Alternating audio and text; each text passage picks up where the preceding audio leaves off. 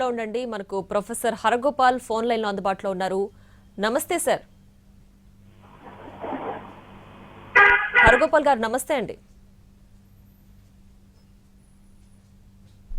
Hello నమస్తే అండి హరగోపాల్ గారు.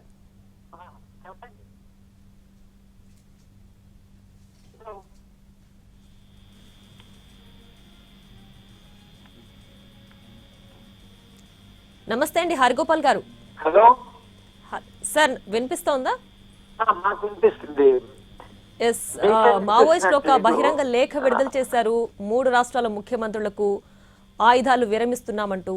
కేవలం ప్రభుత్వం మావోయిస్టుల నుంచి ఆయుధాల విరమణ మాత్రమే కోరుతుందా? మావోయిస్టుల తదుపరి కార్యాచరణ ఏ విధంగా ఉండబోతుంది?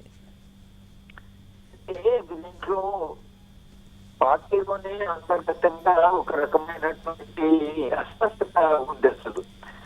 ఎందుకంటే భిన్నమైనటువంటి ప్రకటనలు వస్తున్నాయి. ఆ ప్రకటన వలన ఏంటంటే ఎవరు ఏమంటున్నారు, ఎందుకంటే పార్టీ కలవడానికి అవకాశం లేకపోవడం వలన ఎక్కడ ప్రాంతీయ పార్టీలు ప్రాంతీయంగా ఈ ప్రకటనలు చేస్తున్నాయి.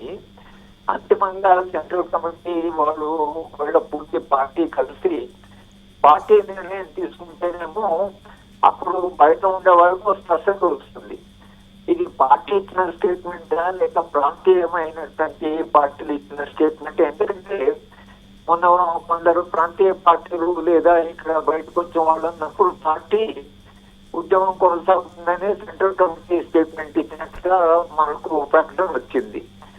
మళ్ళీ వాళ్ళ 3 ప్రాంతాల వాళ్ళు మేము ఆయుధాలు చేస్తాము, మేము బయటకు వస్తామని అంటున్నారు. అదే ప్రభుత్వం నమ్మని అంటున్నది కదా, దానికి ప్రకటన చేయవలసిన అవసరం ఉంది. ప్రభుత్వము ఆయుధాలు ఇచ్చి మీరు ఎప్పుడైనా పోతానేటువంటి చెప్పినప్పుడు ఇక మేము లొంగిపోతాము అనడానికి ఏం లేదు. అసలు వాళ్ళు సింపుల్ గా ప్రభుత్వం చెప్తే ప్రభుత్వము ఆయుధాల ద్వారా వచ్చి మీరు ఆయుధాలు ఇచ్చి లొంగిపోతే సరే, మీరు ప్రభుత్వం చేసిన ప్రశ్న లేదు. దానికి వాళ్ళు ముఖ్యమంత్రులకు చెప్పడము కానీ ఏం అవసరం ఉంటుందా అనేది. తర్వాత దీంట్లో తప్పుడు స్టేట్మెంట్స్ ఏమున్నాయి, ఇటు నుంచి వస్తున్నాయా, కన్ఫ్యూజ్ చేయడం కొడుకని ఏమైనా వస్తున్నాయని ఈ గందరగోళం అయితే ఉంది. కానీ మొత్తంగా పార్టీ కొంత దెబ్బతిన్నది. పార్టీలు చాలా డివిజన్ వచ్చింది. సరెండర్ అయ్యే వాళ్ళు సరెండర్ అవుతున్నారు, ఆయుధాలు లేకుండా సరెండర్ అవుతున్నారు, ఆయుధాలతో సరెండర్ అవుతున్నారు. ఇది కొందరేమో మేము మా విశ్వాసాలు లేదు, మేము బయటకు వచ్చిన తర్వాత మా విశ్వాసాలు మేము పనిచేస్తామంటున్నారు. మైనింగ్ కంపెనీ వాళ్ళేమో ఉద్యోగాలు వచ్చేయాలంటే మీ అందరికి ఉద్యోగాలు ఇస్తామని వాళ్ళు అంటున్నారు. ఇది మొత్తంగా బయట ఉండే వాళ్ళకి అలాంటి వాళ్ళకు కూడా ఇది స్పష్టత లేదమ్మా. దీనికి అది దొంగిపోవడం అనేది పెద్ద దానికి ప్రకటన చేసైపోవాల్సిన అవసరం లేదు. ప్రతి ముఖ్యమంత్రి దాన్ని అవమానిస్తారు. వాళ్ళు సింపుల్ గా బహిరంగ ప్రకటన చేశారు. చేస్తే దానికి కావచ్చు, ఎందుకంటే ఆల్రెడీ కొందరు ఆయుధాలతో దొంగిపోయిన వాళ్ళు సరెండర్ అయిన వాళ్ళు ఉన్నారు కదా. కనుక అదే రీతిలో ఈ బహుశా ఈ యూనిట్స్ కూడా సరెండర్ అవుతామని అన్నారేమో. మొత్తంగా పార్టీ అంతర్గతంగా ఒక సంక్షోభం ద్వారా ప్రయత్నం చేస్తుంది. పార్టీలో భిన్నమైన అభిప్రాయాలు ఉన్నాయి. కొంత మామూలిస్ట్ పార్టీ వాళ్ళు ఒక సంక్షోభం నుంచి ప్రయాణం చేస్తున్నది. ఇది అంతిమంగా ఎక్కడి దాకా జరుగుతుంది. ఇది 26 మార్చ్ 2000 ఆయన ఏదైతే 26 పెట్టారో ఆ ముహూర్తం తర్వాత ఏమిటి అనేది అప్పటిదాకా మనకు స్పష్టత ఉండదు. ఆ మార్చ్ అయిన తర్వాత ప్రభుత్వం వాళ్ళు మొత్తంగా సక్సెస్ అయ్యామంటేనేమో అది ఒక పరిణామం. లేదా ఇంకా కొందరు ఉండి మేము ఇంకా పోరాటం కొనసాగిస్తామంటే ఇప్పుడు కేంద్ర ప్రభుత్వం ఏం చేస్తుంది అనేది ఇవన్నీ ఎక్సైట్మెంట్ అంటారు ఇంగ్లీష్ లో. ఏది జరుగుతుంది, అది జరుగుతుందా, ఇది జరుగుతుంది కానీ స్పష్టంగా ఇది జరుగుతుంది అని చెప్పడానికి లేదు. కానీ ఈ మొత్తం బయటకు వచ్చిన వార్త పూర్తిగా తోసిపచ్చడానికి కూడా వీల్లేదు. ఎందుకంటే ఇది ఆల్రెడీ కొందరు ఆయుధాలతో లొంగిపోయారు కాబట్టి లొంగిపోవడానికి అవకాశం ఉంది. అయితే వాళ్ళు లొంగిపోతే 2-3 రోజుల్లో జరిగిపోతుంది. అది జరిగిపోతే అది వార్త నిజమే అని పూర్తిగా మనం దృఢంగా ఖచ్చితంగా చెప్పచ్చు. కానీ మొత్తంగా ఒక సంక్షోభం ఉన్నదని మాత్రం వాస్తవం.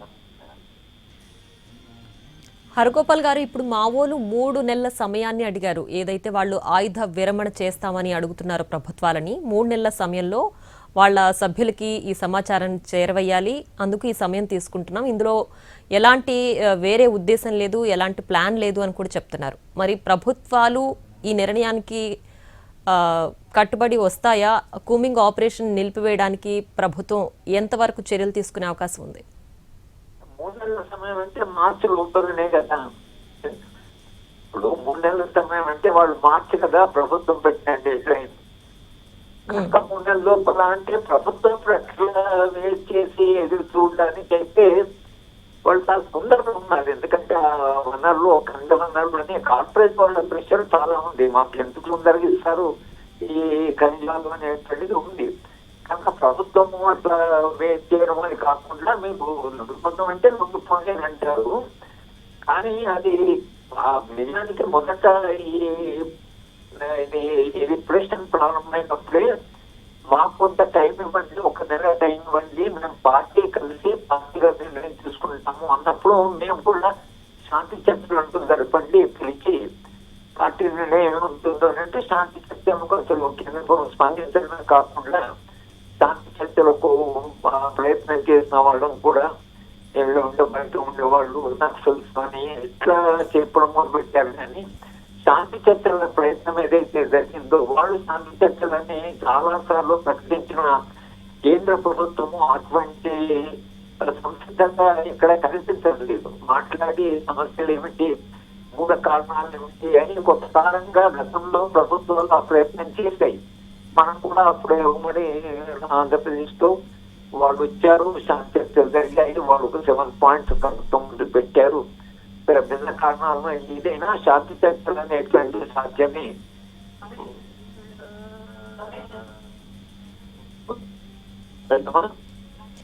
రమేష్ రైట్.